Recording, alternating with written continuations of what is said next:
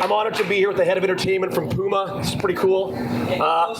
Close up. Okay. I guess question for the audience: who here in their lifetime, PUMA's been in business for 76 years, has owned a pair of shoes or article of clothing from PUMA? Show of hands. Man, I'd love to see that. Love to see it. Okay.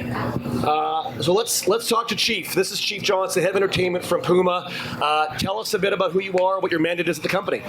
Yeah, Chief Johnson, been with PUMA for about 8 years. And my team, we lead all global entertainment for the brand. That's everything, entertainers, actors, actresses. We do handle some brand partnerships and some influencer stuff, and then also sit as a conduit between our basketball division and entertainment. Cool. All right, so first question for you is, in a world where Nike and Adidas spend a ton of money in the category, how does PUMA stand out? What do you guys do to differentiate yourselves? How do you really break through and reach your consumers? Yeah, I mean, PUMA's always been rooted in sport, right? It's always had the big roots in soccer or football. So, we stay in that lane, right? And it's not so much about competing with where they're at, and jockeying for that position, because the consumer likes what the consumer likes, right? So our goal is just to put out the best product, speak the most authentically in that space, and then just continue to grow, so. Very cool. All right, let's talk about collaboration. So did anybody see, I think PUMA just launched a collaboration with the Teenage Mutant Ninja Turtles. Was it a week ago? During All-Star. During All-Star Week. Cool. Tell us a bit about that, how that came to be, and what would be, if you could pick your dream collaboration, what would it be and why? So the Mutant Ninja Turtles came out of the basketball division from Melo. Melo is our star basketball player, and he loves like SpongeBob, and his shoes have really resonated with the youth. And Teenage Mutant Ninja Turtles, although it was huge when I was a kid, has now made a reemergence, and it was one of the fun collabs that we did. It sold out. They did a huge footprint during All-Star, a couple activations, but for us, we try to be very diligent and thoughtful when we do these collaborations to make sure that they resonate not only with the consumer but with our ambassadors, right? So in a world where collaborations are a dime a dozen, everywhere you turn somebody's collaborating, but does it speak to that person, and does it speak to that core consumer? And how do you bring in a consumer that watched Mutant Ninja Turtles 30 years ago and a kid that's 8 to 10 years old, 12 years old, now as a consumer, without tarnishing the legacy of it, but also to making it palpable for the kid to understand? So it was really successful, and it was exciting to see them do the pop-up. I thought it was one of the best pop-ups in there. They did where you could do pop-a-shot and win prizes, and they did two things that I really love. They separated the consumer activities from the sales portion. So they did all the sales through Foot Locker. They had a huge footprint. And then our pop-up was just for people to enjoy, get free pizza, participate, win games. And I think from a marketing lens, we need to do more of those things where everything is not tethered to sales. I think as marketing, it gets watered down when the KPI is sales, when a lot of the KPI is just building brand loyalty and growth and disrupting the marketplace. Cool. And as far as dream collabs, damn, that is tough. Because I feel like everybody's collab with everybody. I think for me personally, it would be Kendrick Lamar.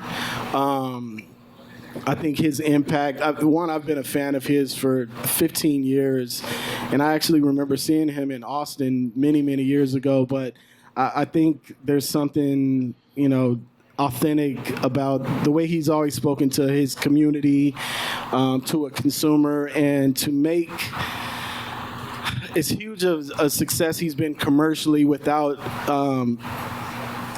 designating, like without him straying from his path and his journey. So I think that's really cool. And then, I think anytime you can partner with people who have a global reach but have such a tie to their city is where you really win. I think sometimes we think a little too globally when the impact is city to city, and every city is different. So I think for me, doing something with him that I'm going to put into the air right now, it's going to happen. Well, you have a collab with Rihanna, so it's if there's ever a collab with Kendrick Lamar, we'll think of this presentation. And You heard it here first. we heard it here first. I like it. Did he deserve Song of the Year? The Grammys? Hell yeah. Yeah. I mean, it's pretty remarkable to win Song of the Year from a diss track, but but I mean, when my grandma's singing the song, it resonated. She wasn't singing the correct words, but anytime I have a 10-year-old daughter and she's in the back seat singing it, the edited version, of course, that's what it's all about. And if you grew up in hip hop culture, it really was about battling and about those things. So, obviously with media now, it tends to escalate things and take it to a next level. But I think it was great for the sport and the art of music. And I think it really catapulted, that back to the forefront too. So, well, speaking of music and hip hop culture, I think when we were talking earlier, you were telling me about how you came up in this industry and what you were doing before PUMA. Maybe talk to us about kind of what you did before this and what you learned from it, and how you're applying it to your work at PUMA. Yeah, I mean, I definitely don't come from a marketing background. I moved to Los Angeles in 2002. I actually was signed to a record label, to Universal. I used to do music, and like many young artists, we were in a bad record deal. We came out with an album. I did the touring stuff. I tried to be the struggling artist, but I mean, the way God works is pretty crazy. We lived down the street from the first streetwear store in Pasadena, California, and I got introduced to the owner. And before we went on tour, he was like, I want to sponsor you guys' tour, make your tour merch. And I didn't know this guy from anybody, but I was like, wow, that's pretty nice. So we get done with tour, and he's like, why don't you come work at my store, make a little money while you're in between shows and gigs, and I'll teach you marketing, and I'll teach you about streetwear and fashion. And I fell in love with it. I was already a sneakerhead, but I saw this emergence of like the streetwear boom in 2009. Crooks and Castles, Diamond Supply Company, Brooklyn Projects, the Hundreds, and I became friends with those guys. And my love for music never dissipated, but I finally started to see like maybe marketing and this is, my space. It was kind of natural because, I feel fashion and music and sports are also intertwined. So that kind of launched my career into that side of things. And then me and him became partners in a club promotions company. I don't know how old you guys are, if anybody's from LA, but Hollywood in the early 2000s was something different. These kids don't know how to club now, but and this was before bottle service. But from there, I started meeting just tons of people in the industry, athletes, artists that are now mega artists, but were emerging at the time. And I just started building my network. And I remember him telling me early on, your network is your net worth. And and he taught me really the biggest thing I got out of that was fostering relationships. I mean, we move in such a fast-paced industry where we're meeting people, amazing people. I've met so many amazing people this week, but the key is like, how do you maintain those relationships when we all leave here? And, some of the relationships will be transactional, and nothing's wrong with transactional, those interactions, but fostering those relationships. So 5 years down the line, you may have never did business together, but you might have a friend, or you may not go 5 years with speaking to each other, and a project may come up and you're like, hey, I actually met somebody at South by that, can do some things. Delta, we're going to do some stuff together. So yeah, the relationship fostering, and, from there I worked at Crooks and Castles, and then I worked at Young and Reckless, which was a huge skate brand for a while. And even from that, I landed a collab with PUMA and Young and Reckless through my relationship with Meek Mill. And our creative director at the time at Young and Reckless didn't want to work on PUMA because he thought PUMA was kind of dead in the water. So he was like, you work on it. And I was like, okay. And we did the collab, and 6 months later, they approached me and said, hey, we hear nothing but great things about you. We have an entertainment position that opened up, and would you like it? And I was like, I would absolutely like it.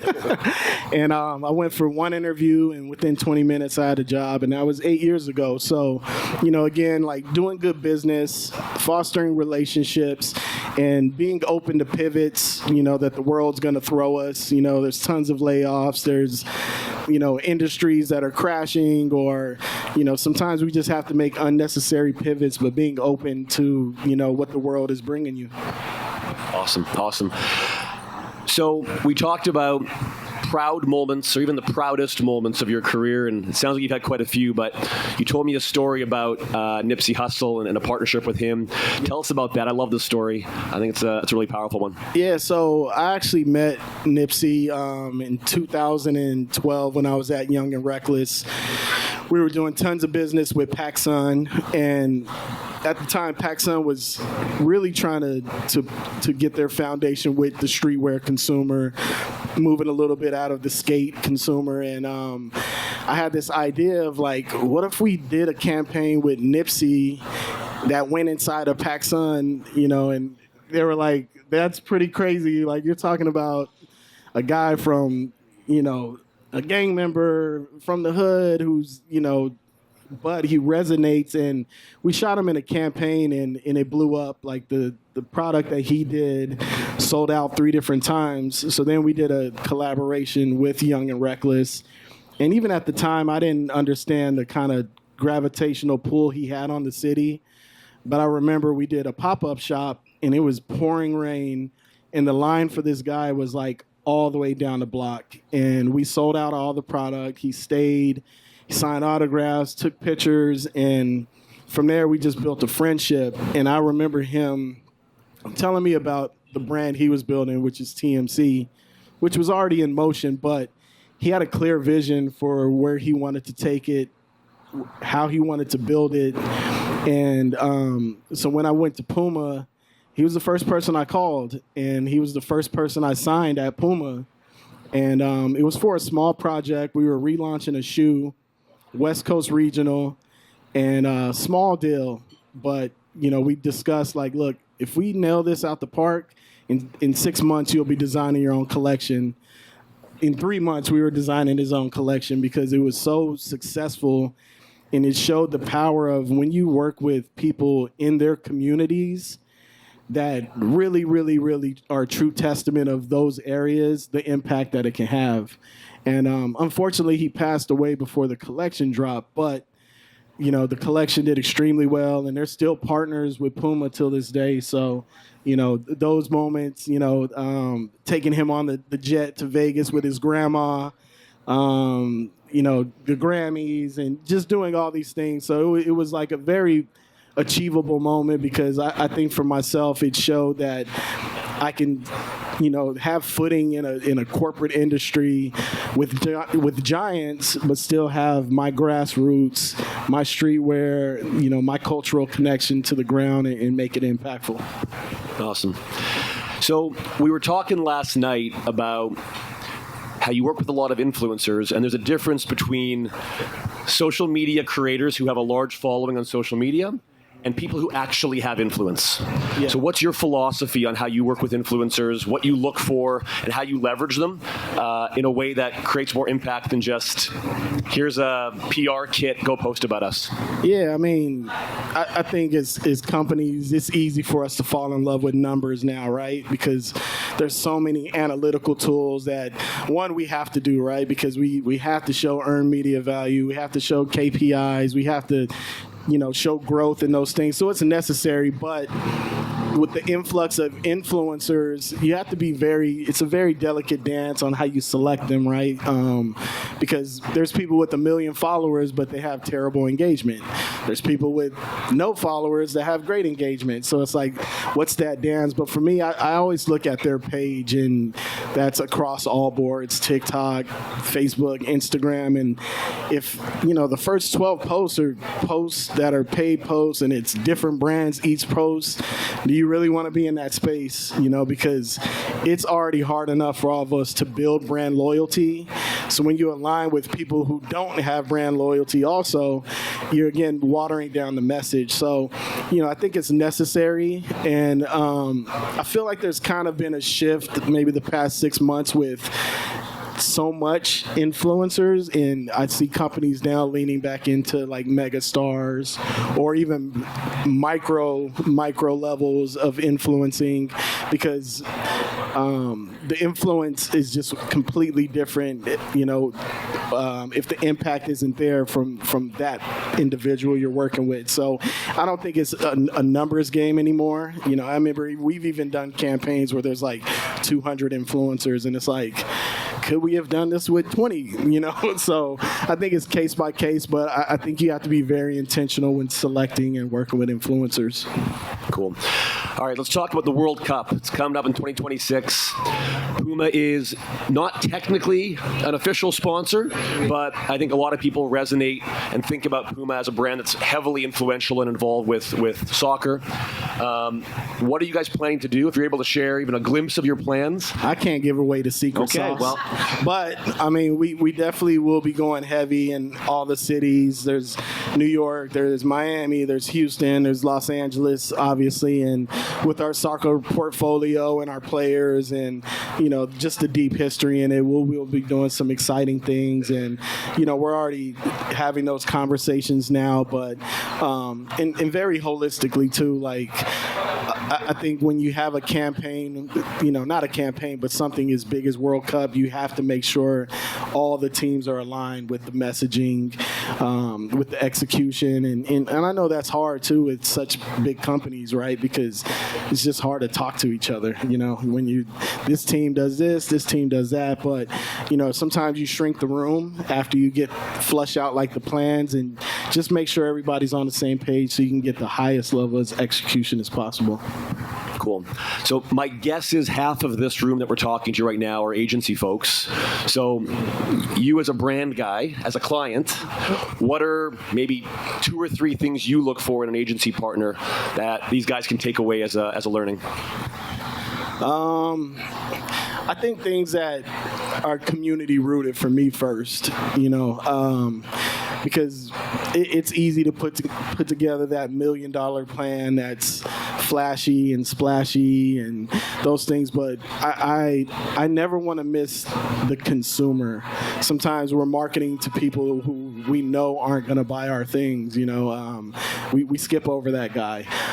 So I think community rooted things that feel like they'll have a lasting impact, not just a moment, because some of these events and things, once you leave, it's out of here. Like I always look back on experiences that I've had that I still think to this day. Like the first time I came to South by, it was Justin Timberlake's first album that came out.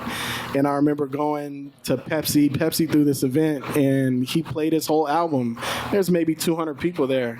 But that was like a lasting impression because it was intimate, but it felt exclusive, but it wasn't like industry people there. It was just normal fans of the music. It wasn't overly Pepsi branded. I didn't feel like I was at Pepsi headquarters. Nothing wrong with Pepsi headquarters, but so I think those kind of things to where you're bringing in the consumer and they feel like they're immersed in the world, but also feel like it's not unattainable for them. And I went to a Call of Duty event in Inglewood one year, and they had zip lining, they had gaming. I remember playing Call of Duty with Kat from the New York Knicks. Like those kind of things stand out to me, right? Where you're bringing your world to people, but not making it feel so pretentious. And sometimes we make the regular consumer feel like they're not welcome in these huge events because the amount of money we're spending on them. Love it. I think we got 5 minutes left. Should we do a Q&A? Sure. Awesome. All right, we got questions from the audience. How do you want to do this, Jeff? I don't know, because I don't think we have a wireless mic, so you gotta speak up. Speak loud. Do you speak loud? All right. Louder. Yeah. Come on up. Here, come on up. We got a mic here. Let's go. Right here. So hi. Pedro from Brazil is up on stage. Pedro! Yeah. Woo. Oh, let me no. Sorry. We actually did some work for Puma, and we have experience. I'm at Winning. We have experience with global brands, and you talked about how hard it is to like get everyone on board. That's hard already in a national level. How do you leverage and how do you try and figure out how to be consistent as a brand globally while still tapping into those local cultural phenomena? Yeah, I think kind of knowing your place, like for me, right? I can come up with a plan that I feel like is going to be a great plan, but also if we have to execute that in Brazil, I couldn't tell you what resonates there. And sometimes we forget to include the people in those areas who are on the ground. So I think for me, what I do is, as soon as I became a part of Puma, I wanted to know like who are the people I need to know in the different regions. And we do something at our global headquarters a couple of times a year. We have huge global meetings, marketing meetings. It's about the whole brand, but then we do these breakout sessions, right? So then we can get to know each other. And even for us, right, we have like, say, Rihanna. And Rihanna may resonate completely different in this city or this state than she does in other ones. And that asset might not work for Brazil. So it's up to us to find out what works in your place and how we can help with that. And obviously it comes down to budget and some things, but I realize sometimes that other regions don't even know some of the assets that we have, and it's because nobody's disseminating the information. So I think it starts with information, and I think it also people speaking up. But yeah, you definitely have to tailor. Everything needs to be tailored, and having those experts in different cities and countries has helped us a lot. A question from the back. Come on up.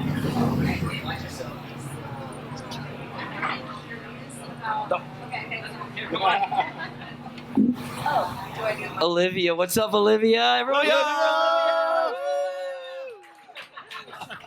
Thank you.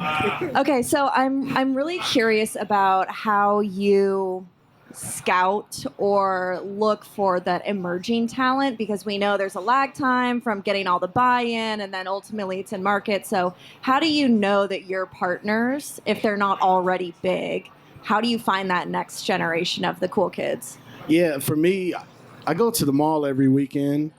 I have a 10-year-old daughter, so I listen to her. And then also, too, I think leaning on the people that, we have great relationships at the Spotifys, the record labels, but actually taking the time to listen to the music. I come from music, so for me, like if I hear something and it resonates with me, then I immediately get excited about it. And that might also be the most frustrating part of my job, too, because there are so many artists that I tried to sign. Like, I tried to sign Band Buddy in 2016, and everybody was like, we don't understand this. And I'm like, me neither, but this is going to be great. And then you look back, and so I think that's a hard part, is getting the buy-in from people. But so what we've done is we've created programs to where we have budget and space for emerging so that we can help kind of their road and try to grow with them and how to facilitate with them and put them in opportunities. So I think it's up to us to carve a little bit of like time and budget and energy into that emerging space. And because, especially now, like there could be an artist that's nobody and overnight could be huge. So I really find the emerging space. That's what I'm most excited about. Is I'd rather go on the journey with you than try to get on the boat once it's already left the dock, because then it's expensive. So, low investment in emerging space, but giving them as much love and opportunity as you would, an A-list star.